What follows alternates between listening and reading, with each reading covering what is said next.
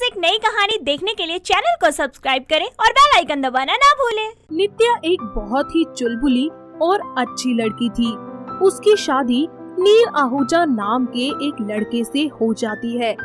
उसकी ससुराल में उसकी सास लीलावती, ससुर अमर और ननंद कल्पना रहती थी। लीलावती आए दिन अपनी बहू को किसी न किसी बात पर खरी खोटी सुनाती ही रहती थी, पर नित्या कभी भी उनको कोई गलत जवाब नहीं देती थी और हमेशा ही अपना बहू होने का फर्ज अच्छे से निभाती थी।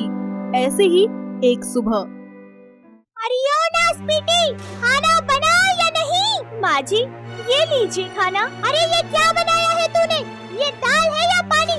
और ये रोटी? रोटी कम और अफ्रीका का नक्शा ज्यादा लग रही है। अरे तुझे कुछ ढंग से बनाना आता भी है? कुछ सिखाया है तेरे माँ बाप ने? माँ जी, आप गुस्सा मत कीजिए, मैं दोबारा बना देती हूँ। अरे रहने दे, मैं खुद बना लूंगी। पता नहीं दोबारा कौन सा नक्शा बना कर ले आएगी तू।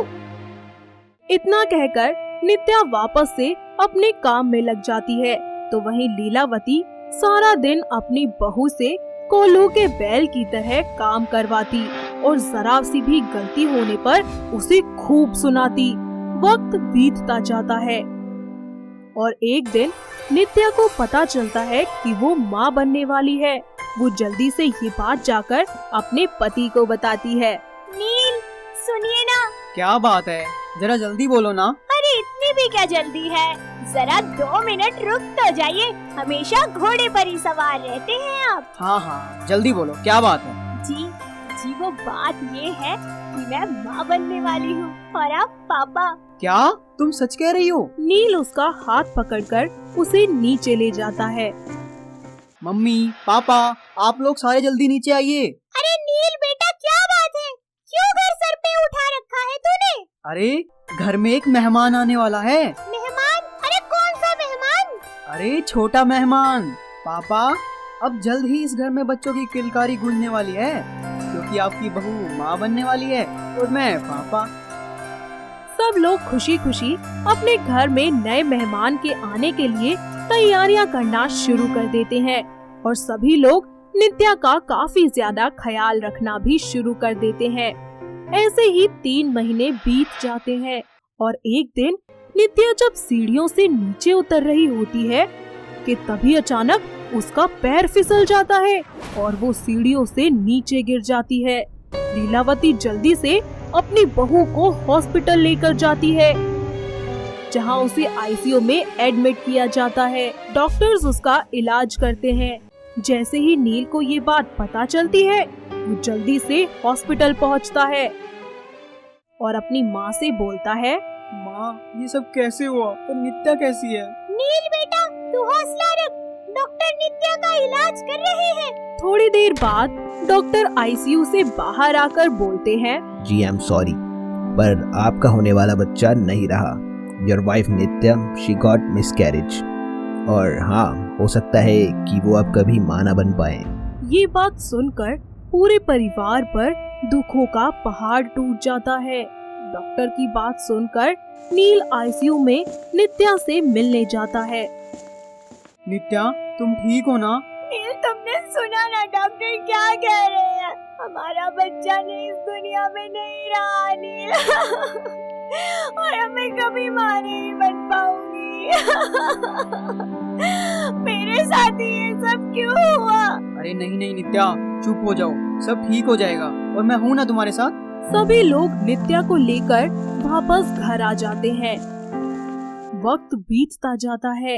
नित्या वापस से अपने घर की सारी जिम्मेदारियां अच्छे से संभाल लेती है, पर लीलावती के ताने तो कम होने का नाम ही नहीं लेते।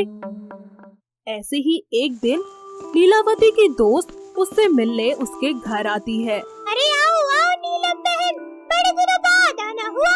हाँ, तुम तो जैसे रोज ही मेरे घर आती हो ना। अरे तुम भी ना नीलम, मजाक करने की आदत गई नहीं तुम्हारी अभी तक। चल जाने दे। ये बता, पोता हुआ या पोती? तेरी बहू प्रेग्नेंट थी ना? हाँ थी तो, पर मेरी बहू का मिसकैरेज हो गया था। हाय, क्या कहा? मिसकैरेज हो गया? तभी वहाँ चाय नाश्ता लिए नित्या आ जाती है। क्या हुआ नित्या बेटी, सासू माँ ने तेरा ख्याल नहीं रखा? नहीं आंटी जी, ऐसी कोई बात नहीं है। सासू माँ तो मेरा जरूरत से ज्यादा ख्याल रखती है। अरे मैं सब जानती हूँ, ये आजकल की लड़कियाँ है ना, ये बच्चा तो चाहती नहीं है, और अगर ससुराल वाले मना करे तो जानबूझकर ऐसा करती है ताकि कोई इन पर शक भी ना करे और इनका काम भी हो जाए। आंटी जी, ये सब कहते हुए आपको जरा भी शर्म नहीं आती? भला एक औरत होकर आप दूसरी औरत के बारे में ऐसा सोच भी कैसे सकती है?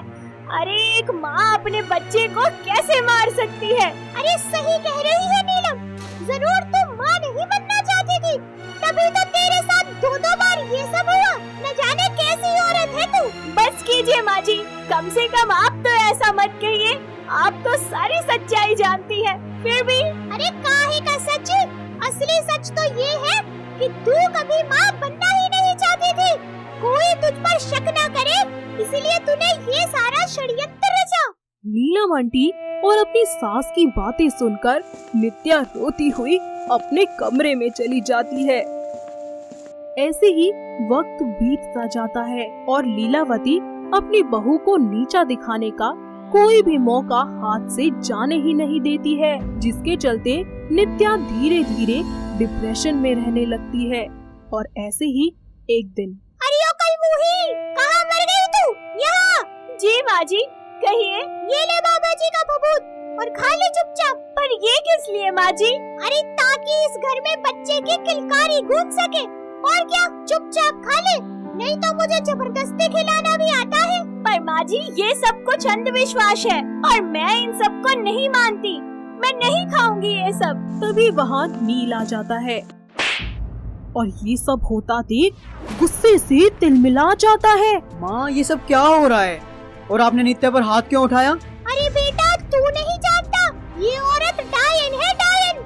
ये माँ नहीं बनना चाहती थी, इसीलिए इसने 2 बार अपने बच्चे को मार दिया। माँ, आप होश में तो है ना? आप जानती भी है क्या कर रही हैं आप? हाँ बेटा, मैं सब जानती हूँ, और वो तो भला हो नीलम का, जो उसने मेरी आंखें खोल दी और ये भभूत मिला कर दिया है। बस करो माँ, आपको शर्म आनी चाहिए। किसी और की बातों में आकर आप अपनी बहू पर शक कर रही हो और इन सब ढोंग पाखंड में यकीन कर रही हो आप। क्या आपने एक बार भी नित्या से जानना चाहा कि इतना सब होने के बाद उस बेचारी पर क्या बीती होगी? पर नहीं, आप तो उसे ताने देती रहती हो हमेशा। अरे बस करो माँ। नील की बातें सुनकर लीलावती को अपनी गलती का एहसास हो जाता है और वो नित्या से माफी मांगती है। ऐसे ही कुछ समय बीत जाता है। नित्या फिर से प्रेग्नेंट हो जाती है और इस बार उसकी सास उसका खूब ख्याल रखती है। थोड़े ही समय बाद वो एक बहुत ही प्यारी सी बेटी को जन्म देती है। फिर सब मिलकर एक साथ खुशी खुशी रहने लगते हैं। तो दोस्तों, कैसी लगी आपको हमारी ये गर्भवती बहू और खड़ूस सास? क्या आपके घर के आसपास भी है कोई ऐसी ही खड़ूस सास जो हर वक्त अपनी बहू को इसी तरह ताने देती रहती हो? अगर हाँ, तो हमें कमेंट करके जरूर बताएं। दोस्तों, अगर आपको ये कहानी पसंद आई तो इसे लाइक करें, शेयर करें और कमेंट करके बताएं कि कहानी में आपको सबसे अच्छा क्या लगा।